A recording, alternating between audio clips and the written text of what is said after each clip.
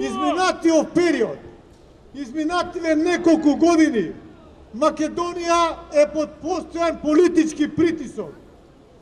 Минатата година, шарената револуција, составена во најголем дел од невладините организации, финансирани со сомнителни пари. Тие одеа по овие улици и ги фарба и демолира јавните установи во градот Скопје и во Република Македонија. Тие создаваа страв и паника меѓу граѓаните.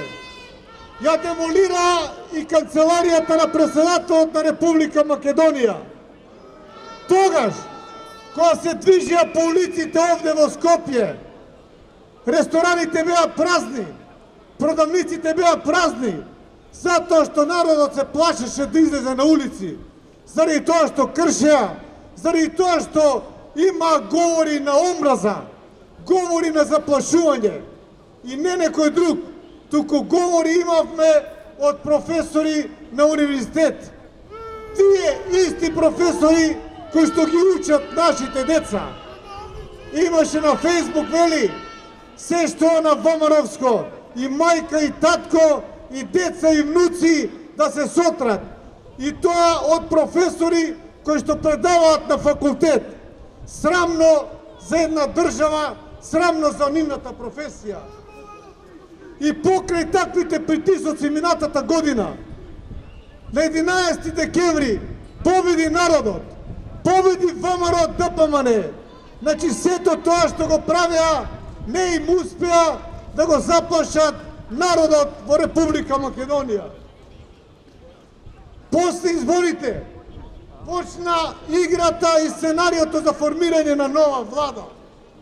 ВМРО ДПМН ги користеше сите легални средства за да може да не се изигра волјата на граѓаните и на народот на Република Македонија за формирање на нова влада. Граѓаните почувствуваа дека се подготвува предавство, дека се подготвува изигрување на нивната волја. И затоа се здружија во едно здружение за заедничка Македонија. Секојдневно маршира мирно по улиците овде во градот Скопје и во Република Македонија. Се пеа песни за Република Македонија, песни за љубов, песни за соживот, песни кои што има цел за да го сближат народот во градот Скопје и во Република Македонија. Ако ги споредиме говорите на оние од шарената револуција со говорите на луѓето кои беа за заедничка Македонија, ќе видиме дека од страната на шарената револуција во говорите имаше омраза, имаше заплашување, имаше страв кој што требаше да се влее во народот. А додека од друга страна, во оние од за заедничка Македонија, имаше песни со љубов, за соживот, за патриотизам, песни со кои што се сакаше и се величеше Република Македонија. Ја испровоцираа масата токму тогаш кога беше пред парламентот, токму тогаш на нелегален и неуставен начин се избра председателот на парламентот на Република Македонија. Народот влезе во парламентот. И сето тоа треба да биде, сето тоа треба се расветли на еден демократски начин, а не на ваков начин, со масовни прогони и со масовни апсења на луѓето кои што влегоа. Се апсат обични граѓани, се апсат глумци, актери, режисери, се апсат сите оние кои што ја сакаат Република Македонија. Нивната вина е таа што ја сакаат Република Македонија. Па затоа, во почетокот, обвинението беше учество во толпа, за да на крајот се преиначи и се преформулира во тероризам. Како како да тоа беа масовни убици, како што се ИСИЛ и како што се другите терористички организации. Може ли да бидат терористи луѓето кои што немаат допрено оружје, луѓето кои што во животот немаат направено никакво насилство?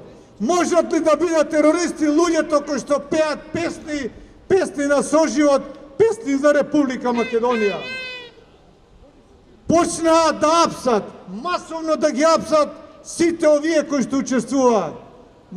Апсеа пеачи, го апсеа Игор Дурловски, нашиот оперски пеач, актерот Владо Јовановски, режисерот исто така Дамевски и многу други. Кој е нивниот греф?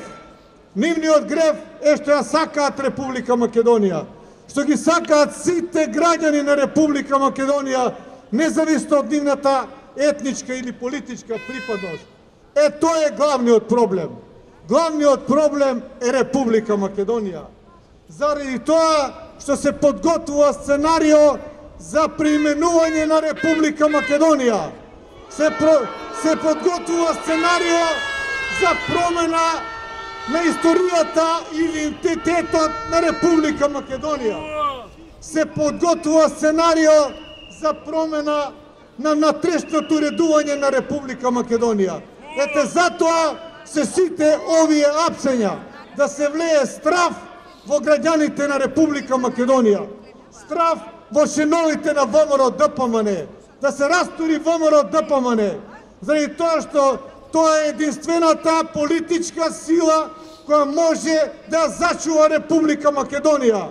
Затоа не смееме тоа да го дозволиме. Не смееме да се плашиме од уцени, од затварања. Ова е прогон.